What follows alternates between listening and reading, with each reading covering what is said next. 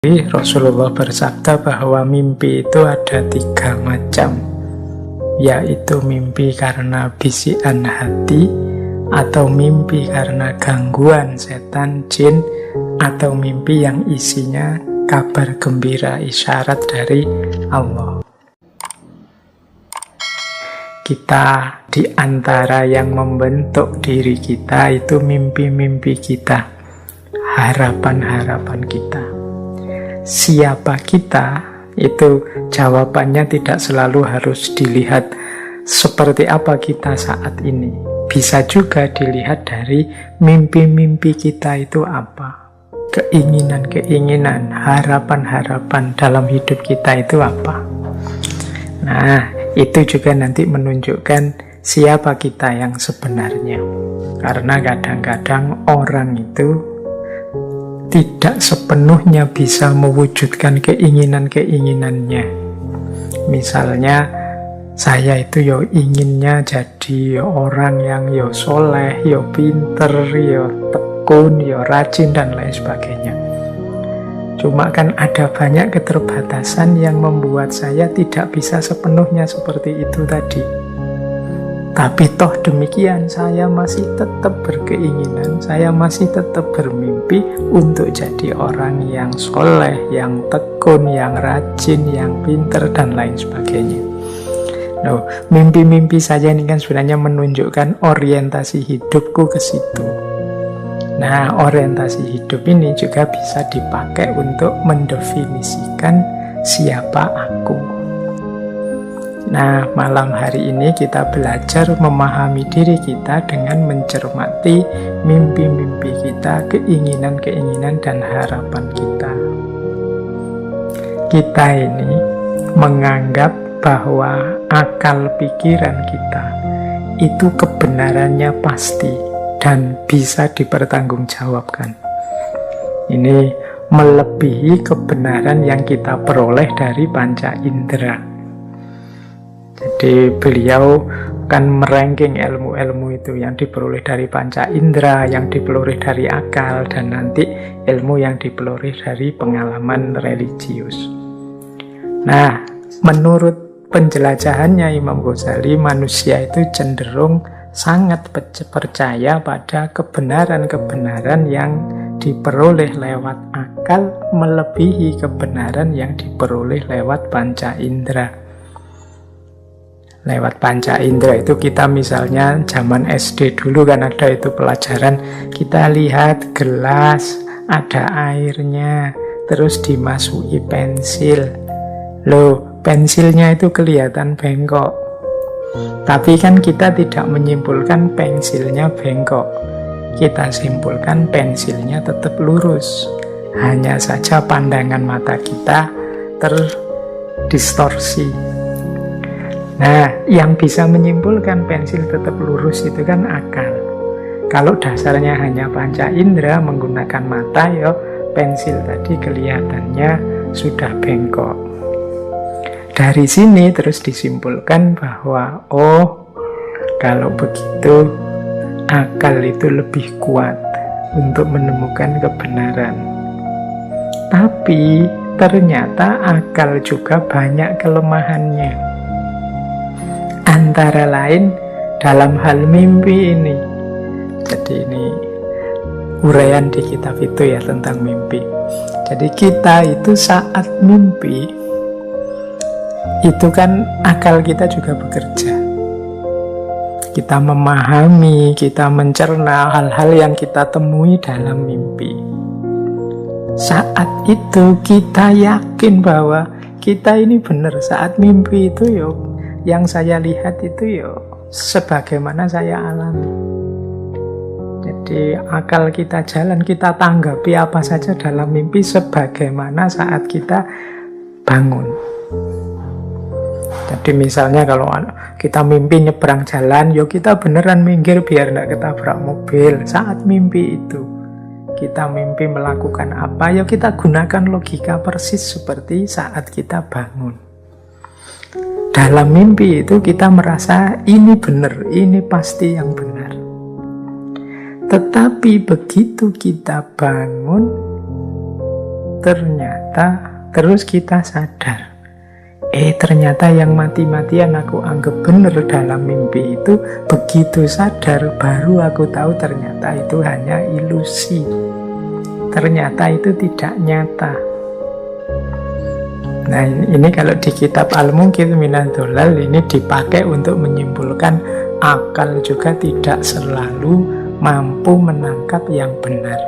Buktinya dalam mimpi itu sesuatu yang maya, yang ilusi dianggap nyata.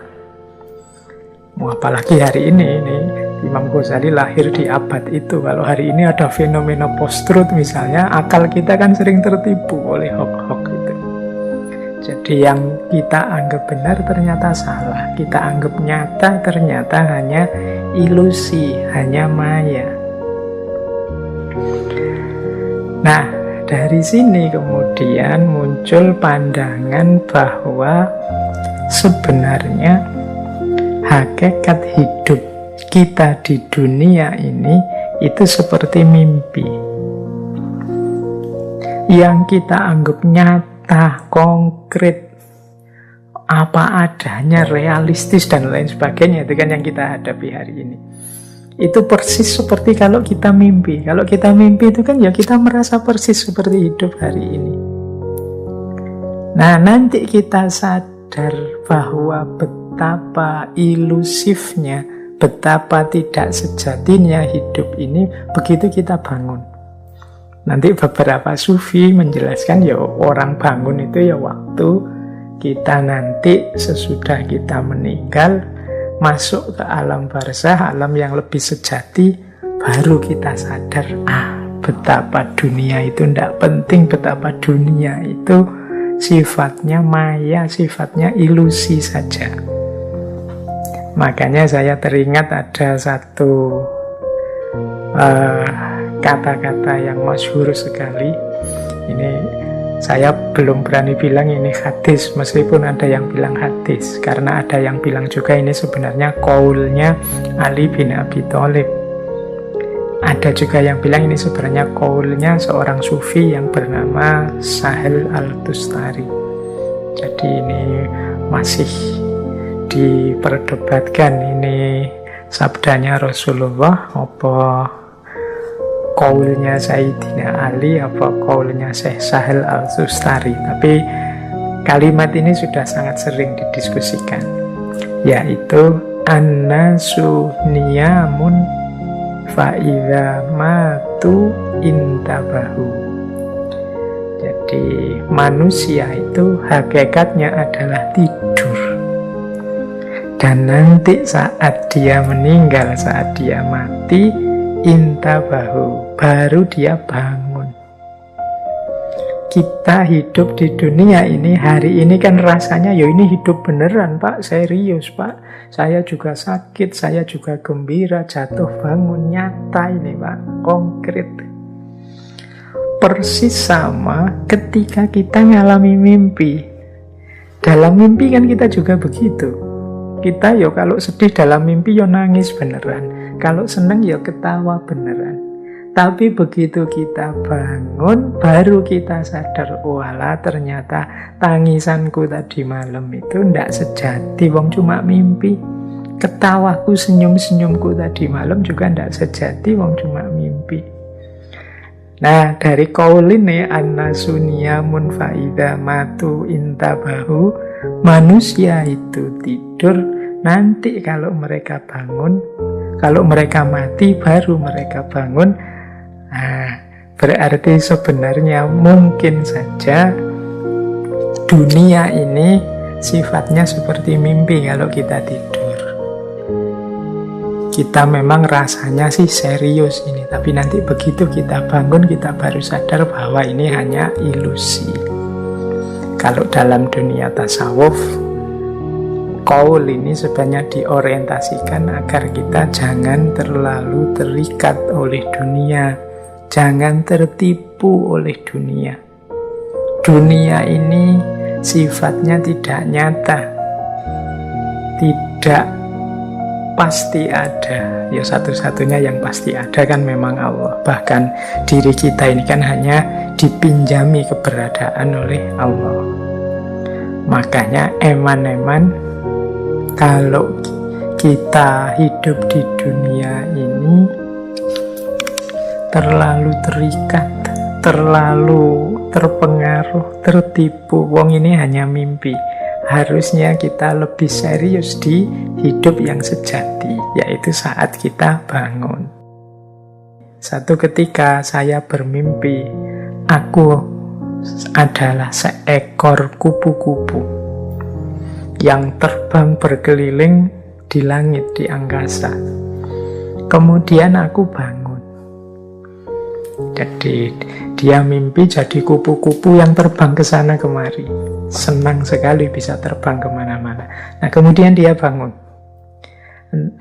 Nah, saat bangun itu dia terus bertanya pada dirinya, sebenarnya aku ini manusia yang bangun ini sekarang, itu manusia yang bermimpi jadi kupu-kupu, ataukah aku ini sebenarnya kupu-kupu yang bermimpi jadi manusia? Tadi kan waktu mimpi jadi kupu-kupu kan tiba-tiba saja terus jadi kupu-kupu, kemudian terbang ke sana kemari, dengan seolah-olah mimpinya ya kupu-kupu itu. Tapi kemudian bangun dengan kesadaran sebagai manusia. Nah, ini yang lebih mimpi yang mana? Itu pertanyaannya. Logikanya sama dengan para sufi tadi.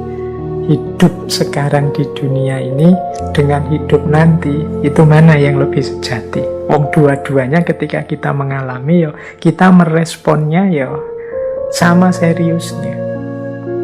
Nah, maka di quotes-nya Zhuangzi itu dia bertanya, ini aku yang mimpi jadi kupu-kupu atau kupu-kupu yang mimpi jadi aku? Loh, meskipun aku mimpi jadi kupu-kupu atau kupu-kupu yang mimpi jadi aku, itu kan rasanya sama. Jadi begitu aku mimpi jadi kupu-kupu, akunya hilang kan, yang ada kupu-kupunya dalam mimpi. Aku merasa aku ini kupu-kupu. Sebaliknya juga begitu, kupu-kupu yang mimpi jadi aku, jadi manusia, itu kupu-kupunya hilang. Wong sekarang mimpi jadi manusia, dia merasa dirinya yang sejati manusia. Nah, makanya bagian tertentu dalam pemikiran filsafat tentang mimpi itu ada yang bilang mimpi itu hakikatnya hidup ini. Jadi hidup ini seperti mimpi. Karakternya kita memang merasa ini beneran, ini sejati, tapi apa ya? Jangan-jangan kita ini sedang tidur mimpi. Jangan-jangan saya ini sedang tidur memberi kajian, teman-teman sedang tidur mimpi mendengarkan kajian. An-nasu niyamun fa'idha matu intabahu. Manusia itu tertidur, baru nanti kalau mereka bangun, mereka mati, mereka terbangun, sadar di titik mana hidup yang sejati. Tiba-tiba saya ingat kalau dalam budaya Jawa misalnya, itu ada persepsi dan filosofi khusus tentang mimpi ini. Misalnya orang Jawa itu membagi mimpi itu dalam kategori waktu. Jadi kalau di Jawa ada istilah yang berhubungan dengan mimpi, yaitu titiyoni, gondoyoni, dan puspotajem. Nah, ini membagi malam saat kita tidur dan bermimpi itu menjadi 3. Mimpi di waktu sepertiga malam pertama itu dikenal kalau dalam budaya Jawa namanya titiyoni.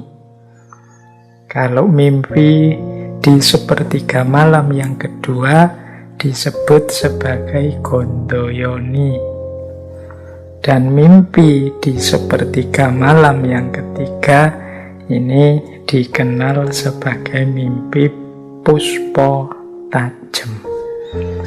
Nah, ini juga kontennya beda-beda. Kalau titiyoni Yang di sepertiga malam yang pertama ya mungkin sebut saja ini jam-jam 9 sampai jam 12. Ini mimpi yang sifatnya hanya bunga-bunga tidur saja. Mungkin sisa-sisa kesibukan pikiran kita sebelumnya. Ini namanya titioni.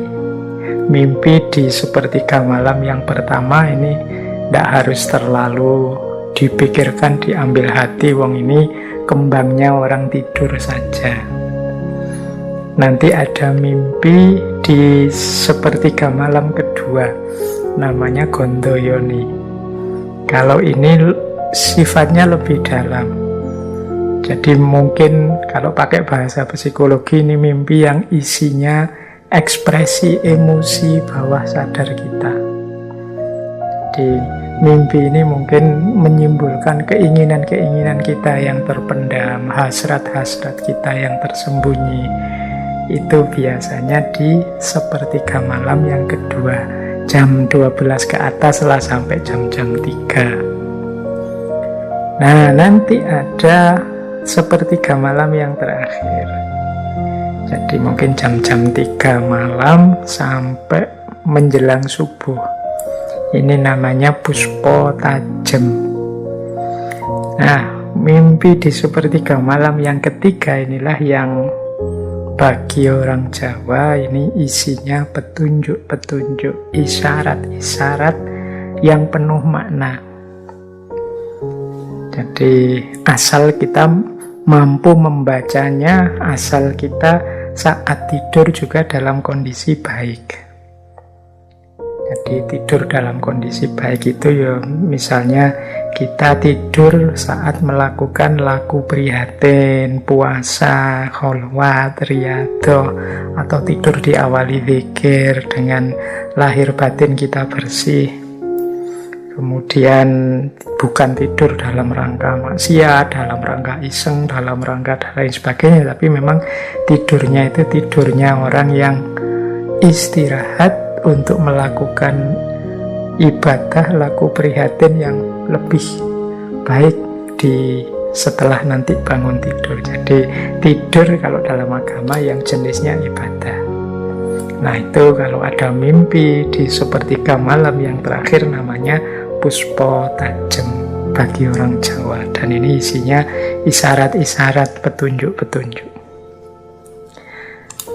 Baik, berarti kalau yang tidak dalam kondisi seperti itu, ya mungkin saja dapat isyarat, tapi bukan isyarat yang sifatnya positif.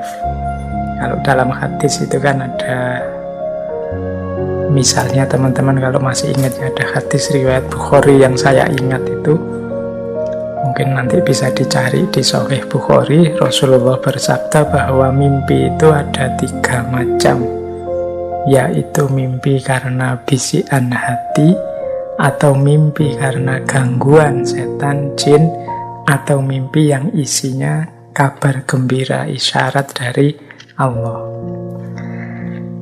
Baik, ini ilustrasi untuk menunjukkan bahwa ada banyak filosofi, ada banyak makna kalau kita ingin menggali mimpi dalam perspektif memahami hakikat hidup ini, khususnya hubungannya dengan kedirian manusia. Nah, yang kedua, ini kan tadi saya bagi 3 ya, memahami mimpi. Yang pertama tadi mimpi secara filosofis. Nah, sekarang coba kita gali mimpi dari aspek biologis. Mimpi dari aspek biologis, mimpi dari aspek psikologis. Ini banyak. Baik, jadi dari perspektif psikologi yang saya tahu itu ada 4 teori tentang mimpi. Yang pertama jelas, ini teori yang paling terkenal dari filosof psikolog Sigmund Freud yang dikenal sebagai Freud teori, teorinya Freud.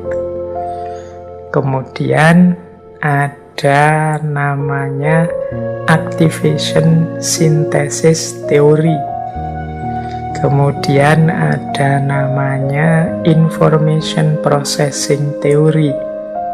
Kemudian ada neural housekeeping theory. 4 teori tentang mimpi.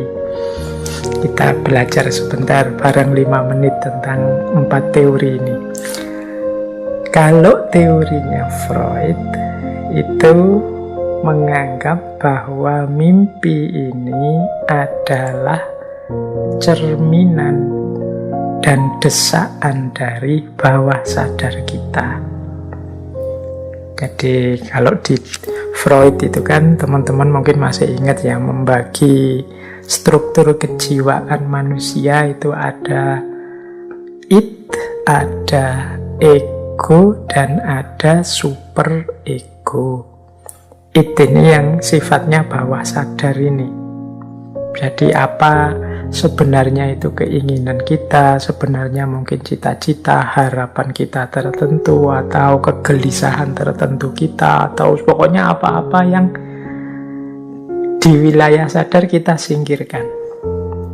Mungkin karena dianggap tidak pantas, mungkin kita karena menganggapnya kurang realistis, mungkin kita menganggapnya itu tidak sesuai dengan norma tatanan, mungkin kita menganggapnya nabrak aturan dan lain sebagainya. Akhirnya kita eliminasi. Misalnya kita ingin sesuatu, tidak pantas saya kok ingin begini misalnya, terus kita represi, kita singkirkan dari wilayah sadar, terus masuk ke bawah sadar. Nah, koleksi-koleksi bawah sadar ini seringkali muncul dalam mimpi. Nah, inilah teorinya Freud. Misalnya apa ya, teman-teman, ini contoh paling gampang ya, teman-teman misalnya naksir pacarnya temannya. Jadi diam-diam kok seneng ya sama pacarnya temannya, tapi kan terus kita tahu itu kan pacarnya temenku, ndak boleh, ndak pantas. Mosok aku terus ngerebut miliknya teman misalnya. Itu kan kita sendiri merasa itu sesuatu yang ndak patut, sesuatu yang ndak pantas, sesuatu yang ndak boleh. Akhirnya kita represi. Loh, koleksi represi yang kita tekan ke bawah sadar ini sangat mungkin nanti keluarnya di mimpi. Karena dalam kondisi sadar kita ndak berani mengeluarkannya. Nah, ini teorinya Freud. Mungkin mimpi kita, mungkin kita lagi pacaran dengan pacarnya teman kita itu, atau ketemu, atau apa saja yang menyangkut tentang dia. Nah, ini koleksi bawah sadar. Atau mungkin di masa kecil kita pernah mengalami apa yang kita kecewa luar biasa misalnya, itu mungkin keluar lagi dalam mimpi. Karena dalam dunia nyata kita mati-matian melupakan, tidak ingin ngangkat. Dalam saat sadar kita tidak ingin memunculkan itu, ya nanti munculnya dalam mimpi. Jadi mimpi ini kalau dalam teorinya Freud berarti menjadi cerminan, menjadi gambaran dari keinginan-keinginan kita yang terrepresi, yang kalau di dunia nyata itu tidak berani kita tampilkan, mungkin karena tidak boleh, atau tidak pantas, atau tidak etis, dan lain sebagainya. Jadi justru ini yang sering jadi masalah kalau dalam teori psikoanalisisnya Freud. Jadi orang jadi stres, orang jadi baper, orang jadi mudah marah karena jiwanya tidak stabil. Mengapa jiwanya tidak stabil? Ada banyak keinginan yang direpresi, ditekan, yang bisa saja pada saatnya meledak, terus lahir beberapa gejala-gejala yang hari ini mungkin kita sebut sakit jiwa. Nah, ini teori pertama. Berarti mimpi itu adalah cerminan atau desaan dari bawah sadar yang kita represi. Makanya dalam teknik-teknik psikoanalisis itu kan selalu dicari teknik-teknik untuk menggali, membongkar, membersihkan isi-isi yang ada di bawah sadarnya seseorang. biar tahu sebenarnya aslinya orang ini yang dia pikirkan apa, yang dia gelisahkan apa. Itu sebagian besar adanya di bawah sadar. Nah, yang kedua ada activation synthesis teori. Di teori yang kedua ini, mimpi itu semacam aktivitas-aktivitas otak kita yang bekerja menafsirkan sinyal-sinyal yang ada, mungkin memori-memori yang terkumpul di dalamnya, dan dimainkan secara random, secara acak karena kita sedang tidak sadar. Jadi akal kita yang menangkap sinyal-sinyal melalui otak secara acak. Jadi ini yang membuat kadang-kadang kalau teman-teman mimpi itu kan ada banyak sekali hal yang tidak masuk akal. Meskipun saat mimpi kita menyikapinya biasa-biasa saja. Itu biasanya data A nyampur dengan data B, data C nyampur dengan data D. Ini kerja otak secara acak saat kita tidak sadar. Jadi ketika otak kita menafsirkan sinyal-sinyal informasi yang mungkin tersisa, mungkin ada dari saat ketika kita sadar. Makanya kadang-kadang misalnya teman-teman mimpi padahal sekarang sedang di Jogja, kok ya cepet sekali tiba-tiba sampai rumahnya orang tua kita di Jawa Timur atau di Sumatera atau di Sulawesi, kok sekarang bisa ngobrol sama orang-orang yang jauh di sana misalnya. Itu kan informasi yang tidak nyambung. Jadi tiba-tiba saja kita kembali ke masa SD dengan situasi kita sekarang, ketemu teman-teman lama seolah-olah balik SD lagi dan lain sebagainya. Ini karena informasi-informasi yang tersimpan dalam otak kita ini tampil secara acak. Jadi namanya activation synthesis. Jadi terjadi pertemuan-pertemuan data yang kadang tidak karu-karuan. Jadi mungkin karena kita kangen sekali dengan masa-masa kecil, dalam mimpi muncul situasi seperti masa kecil, sementara kitanya sudah cara berpikirnya seperti kita sekarang. Nah, jadi di teori kedua ini mimpi itu ya ketika otak kita bekerja saat kita tidak sadar. Sehingga dia kerjanya ya random, kerjanya acak, menampilkan memori-memori yang tersimpan. Nah, ada lagi yang ketiga, teori namanya information processing theory. Nah, information processing theory ini punya asumsi bahwa mimpi itu terjadi ketika orang sedang, kalau pakai bahasa Jawa mungkin kepikiran, atau kemarin kita pakai istilah overthinking. Jadi kita gelisah sekali memikirkan sesuatu. Kita menghabiskan banyak daya, banyak tenaga, banyak waktu mikir tentang sesuatu itu. Dan pada gilirannya sesuatu itu akan muncul dalam mimpi. Jadi mimpi berperan sebagai semacam problem solving. Di saat sadar kita buntu. Tapi dalam mimpi ini data-data yang kita kumpulkan, yang kita alami ini ketemu ya dengan caranya sendiri. Jadi di level kedua ini semacam katarsis. Katarsis ini ya semacam memproses informasi-informasi untuk bisa lepas dari problem yang dialami. Kalau menurut teori yang ketiga ini, orang lebih mudah mimpi ketika dia stres, ketika dia banyak masalah. Teman-teman boleh ya direnungi, kira-kira saya itu kalau pas kepikiran macam-macam banyak masalah, apa iya lebih sering mimpi dibandingkan kalau pas sedang puas, lega, tidak ada problem atau problem banyak yang terselesaikan. Nah, diasumsikan kalau pakai teori yang ketiga ini, orang itu biasanya kalau banyak mimpi itu kemungkinan ada banyak pikiran. Jadi ada banyak hal yang harus dia selesaikan. Nah, yang keempat ada neural housekeeping theory. Nah, kalau ini mimpi itu sifatnya untuk memelihara kewarasan, menjaga keseimbangan saraf-saraf otak.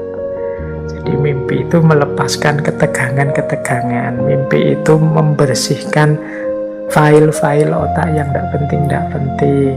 Mimpi itu memperkuat jaringan yang ada di saraf-saraf otak. Jadi ada fungsi pembersihan, ada fungsi penjagaan, nah itu mimpi. Jadi mimpi itu semacam menjaga keseimbangan yang ada di otak kita. Ini namanya neural housekeeping theory. Baik, ya ini untuk sekedar tahu saja. Teman-teman yang ingin mendalam boleh belajar psikologi. Tapi paling tidak inilah mimpi dalam perspektif psikologi. Para ahli yang concern dengan gerak jiwa, aktivitas-aktivitas mentalnya manusia. Jadi tentang mimpi ada yang berteori bahwa mimpi itu adalah timbunan bawah sadar yang mendesak ke alam sadar. Ada yang bilang bahwa mimpi itu ketika otak kita bekerja, menafsirkan berbagai sinyal yang ada secara acak. Ada yang bilang bahwa mimpi itu adalah kondisi ketika alam sadar buntu, sehingga dia lebih berperan pada problem solving. Dia berperan pada peredaan situasi saat kita stres. Dan ada yang bilang ya mimpi itu dalam rangka menjaga keseimbangan otak kita dan saraf-sarafnya dengan segala informasi yang ada di dalamnya. Baik dengan cara membersihkan yang tidak penting atau menghilangkan yang tidak perlu dan lain sebagainya.